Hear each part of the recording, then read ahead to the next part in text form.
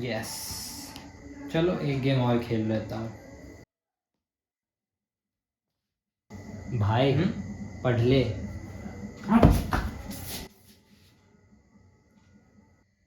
चलो पबजी तो खेल लिया, अब थोड़ी देर इंस्टाग्राम पर रील्स देख लेता हूँ। सुबह 9 बजे, सुबह 9:30 बजे, सुबह 11 बजे। अरे टाइम क्या हो गया? अरे 1 घंटे हो गए। चलो कोई बात नहीं, आधे घंटे और देख लेता हूँ। भाई पढ़ाई लिखाई कर ले। अबे जा यार, अपना काम कर।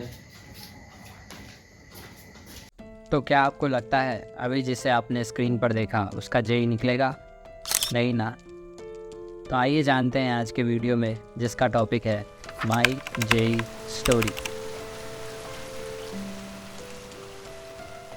तो मेरी जेई जर्नी की शुरुआत होती 2021 में, जब मैं 10 बोर्ड्स के लिए ज़ोर शोर से पढ़ाई कर रहा था। लेकिन तभी ये न्यूज़ आती है। पूरे देश में आज रात 12 बजे से संपूर्ण लॉकडाउन होने जा रहा है। इसके बाद हमारे बोर्ड्स कैंसिल हो गए और प्री बोर्ड्स के बेसिस पे मुझे 96.2% मिले, जिसे पाकर मैं काफ़ी खुश हो गया। लेकिन इसके बाद मेरे सामने बहुत बड़ा सवाल आया कि 10 तो हो गया, लेकिन अब आगे क्या करना है।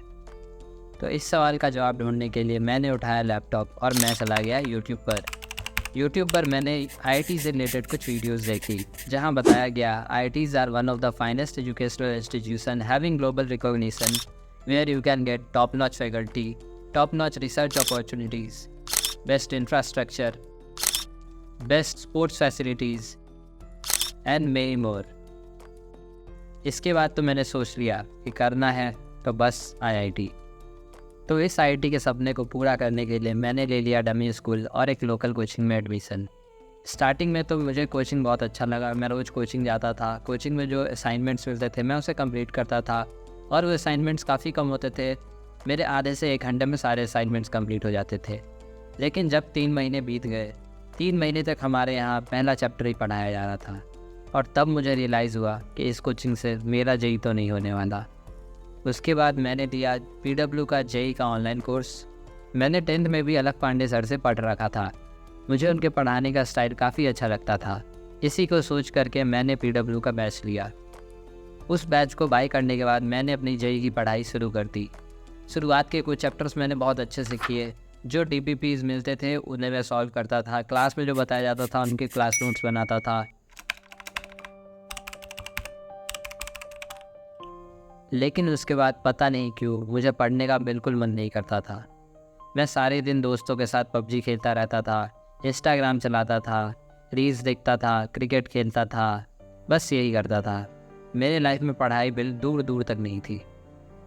वो फेज़ मेरी जेई जर्नी का सबसे लो फेज़ था। मुझे पढ़ने में इंटरेस्ट नहीं था। मेरी स्लीप शेड्यूल बिगड़ गई थी और मैं हमेशा फ़ोन में लगा रहता था। तो उस टाइम मेरा डे इन द लाइफ कुछ इस प्रकार था। मैं सुबह उठता, ब्रेकफास्ट करता, फिर मैं दोस्तों के साथ पबजी खेलता था। पबजी खेलने के बाद मैं फिर थोड़ी देर इंस्टाग्राम चलाता था। इंस्टाग्राम चलाने के बाद शाम में मैं क्रिकेट खेलने जाता था। क्रिकेट खेल के वापस आने के बाद मैं फिर पबजी खेलता था, और ऐसे ही करते करते मेरी पूरी 11th बीत गई। और जब क्लास 11th का रिज़ल्ट आया तो मेरे क्लास 11th में आए थे 56%। मैं काफ़ी डिप्रेस हो गया, क्योंकि मेरे लाइफ में मेरे इतने कम मार्क्स कभी भी नहीं आए थे। एंड देन आई रियलाइज्ड कि यदि ऐसा ही चलता रहा तो आईआईटी तो छोड़ो, मेरा आईआईटी भी नहीं होने वाला। And from that day I started my serious JEE preparation. उस टाइम 12th स्टार्ट होने में 1 मंथ का टाइम बचा हुआ था, और वो 1 मंथ मेरे लाइफ का सबसे प्रोडक्टिव मंथ था। उस टाइम में मैंने 11th के कई सारे चैप्टर्स बेसिक लेवल पे कर लिए। मैंने उन चैप्टर्स के क्लास नोट्स बनाए और कुछ बेसिक लेवल के क्वेश्चंस भी बना लिए। ऐसे ही करते करते वो भी मंथ बीत गया और हमारा 12th आ गया।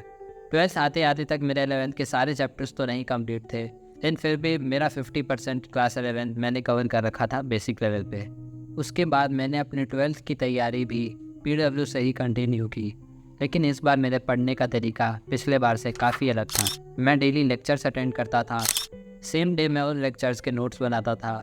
डेली हमें जो डीबीपीज दिए जाते थे मैं उन्हें सॉल्व करता था, और अगले क्लास में जाने से पहले मैं पिछले क्लास के नोट्स भी रिवाइज़ करता था। और साथ ही साथ मैं अपने डेली शेड्यूल में 1-2 घंटे एक्स्ट्रा निकाल कर 11th के बचे हुए चैप्टर्स भी कंप्लीट करता था। और आप लोगों में से भी कई लोग ऐसे होंगे जिनका 11th बर्बाद हो गया होगा और वो सोच रहे होगा इनका जेई नहीं हो सकता। लेकिन आप भी ये टेक्निक यूज़ कर सकते हो कि 12th के प्रिपरेशन के साथ ही आप कुछ एक्स्ट्रा टाइम निकाल कर उसमें 11th की प्रिपरेशन करो। तो दिन में मैं 1-2 घंटा एक्स्ट्रा निकाल कर 11th के चैप्टर्स को साइड बाय साइड कवर करने लगा, जिसमें मैंने पहले उन चैप्टर्स को पढ़ा जिनका 12th में यूज़ है, और मैंने बाद में उन चैप्टर्स को पढ़ा जो कि इंडिपेंडेंट चैप्टर्स है। ये सब करने के बाद मैं 11th में जिन PYQs को देखकर ही घबरा जाता था, अब वो मेरे से सॉल्व होने लगे थे और मेरा कॉन्फिडेंस काफ़ी ऊपर जा रहा था। दिसंबर आते आते तक मैंने अपना 70% of the JEE syllabus cover कर लिया था और तभी हमारे जेई मेंस के डेट्स आ जाते हैं। हमारा फर्स्ट शिफ्ट जनवरी में था और सेकंड शिफ्ट अप्रैल में था। क्योंकि मैंने अपना 70% सिलेबस पहले ही कवर कर रखा था, इसीलिए मैंने अपना पूरा फोकस जनवरी अटेम्प्ट को दिया। तो इसलिए दिसंबर एंड जनवरी में मैंने जो पढ़ रखा था उन्हीं चैप्टर्स को मैंने मल्टीपल टाइम्स रिवीजन किया, काफ़ी सारे PYQs बनाए एंड काफ़ी सारे मॉक टेस्ट भी दिए। साथ ही साथ मैंने कुछ ऐसे चैप्टर्स भी पढ़े जो कि लो इनपुट हाई आउटपुट चैप्टर्स हैं। जब मैंने दिसंबर में मॉक टेस्ट देना स्टार्ट किया तो मेरा स्कोर 100 के अराउंड आ रहा था, लेकिन जनवरी आते आते तक मेरा स्कोर 200-210 के आसपास टच करने लग गया था। Now fast forward to the date 25th of January 2023, जिस दिन मेरे जेई मेंस का पेपर था। पिछली रात मुझे अच्छे से नींद नहीं आई थी इस सोच में कि मैंने पिछले साल में जो भी एफर्ट्स दिए हैं, जो भी इनपुट मैंने दिए है अपने जेई प्रिपरेशन में, उसका क्या रिज़ल्ट आएगा। लेकिन इन सब चीज़ों को ज़्यादा ना सोचते हुए अगले दिन मैं अपना जेई मेंस का पेपर देने चला गया। मैं सेंटर पे पेपर से 2 घंटे पहले ही पहुंच गया था और जब मेरा पेपर स्टार्ट हुआ तो शुरुआत के 10 मिनट तो मैं एकदम ब्लैंक हो गया था।